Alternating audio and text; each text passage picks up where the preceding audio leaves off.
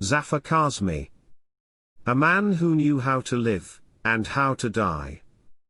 Marking the 14th anniversary on the 12th of January, we get to know a bit about this man, from the Indus Valley, the Great Sindh, Pakistan, through an excerpt from the obituary that was written by respected Mr. Abdul Hameed Akhund.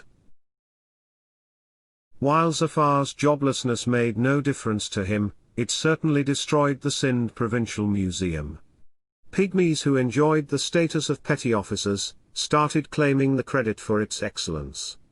Zafar Ali Shah Kazmi was a multifaceted person, focused and unpredictable, bold and cutting, soft and brash. He has recorded each and every moment of his life. If and when his memoirs are published, one would know his mind. I hope his sons have his diaries published. Many claim to have known him during the different stages of his life. From the time that he rebelled against the dictates of cultural inhibitions, to the days when he was confined to his small abode that gave peace and tranquility to his restless soul. His life began in Amri, where with two friends, Mansoor Wairagi and Alan Fakir, he used to roam the ruins of Amri and the banks of the mighty and turbulent Indus. The extremes of his personality, beautiful and dangerous, can be traced to those days. His sojourns and loves are well known. They range from Rudolph Valentino to Motilal, and Dilip Kumar. From fearless fights around the Saeed Manzil, Amar Jaleel has immortalized his adventures as the feared gangster of Barnes Road, in one of his short stories. To the crabbing days, from the film studios of Lahore to Mayo National College of Fine Arts and then to the NJV as a drawing teacher and a sculptor par excellence. When he settled down to a married life, his love for his family was commendable. His wife faced the brunt of his cruel temper and gentle rustle. He fared well in the upkeep of his family. His children loved him, to them he was Papa. To us, he was Dada. His stay at the University of Sindh, his ouster and triumphant return to the Sindh Provincial Museum, and then, as an important member of the triumvirate in the culture department, and the projection of Sindh's cultural heritage, are all an epoch. Dr. Baloch and Justice Nana were his benefactors. But it was his talent and God-given qualities that made him shine. He played with the soul of colors.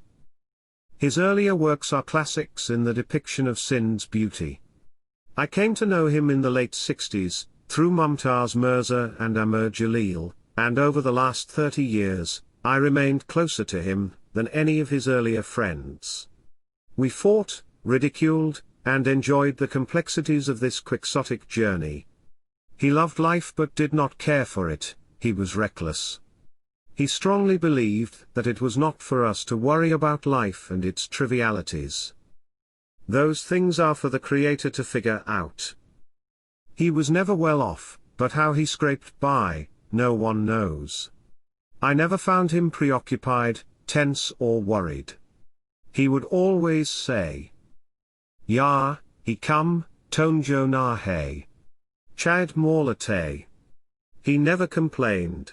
He was a connoisseur of beauty, and everything to him was admirable. But he was not a hypocrite and he would never tolerate one. Mercurial as he was, he could be an embarrassment to his friends, and, with an appalling measure, would cut us to size. Hamid Haroon, Mumtaz and I, Jaleel was scared of him, more so I, had the privilege to joke with him and tease him, but he never reacted. In the same stride we would laugh off his assaults. One had to understand Zafar to appreciate him. He gave away all his antiquities for setting up the museum, and official audits have not been able to reconcile the wealth that he gave to the museum.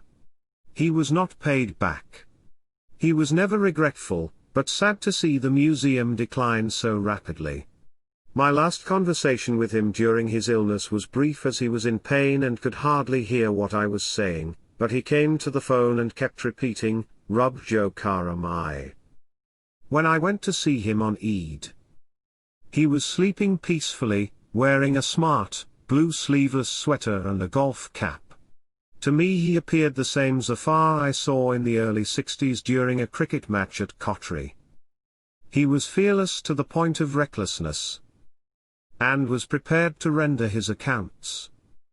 Little did we know that both these foster brothers, Alan Fakir and Zafar Kazmi, would found their own Shamsan, where in death as in life they would be the sole lions.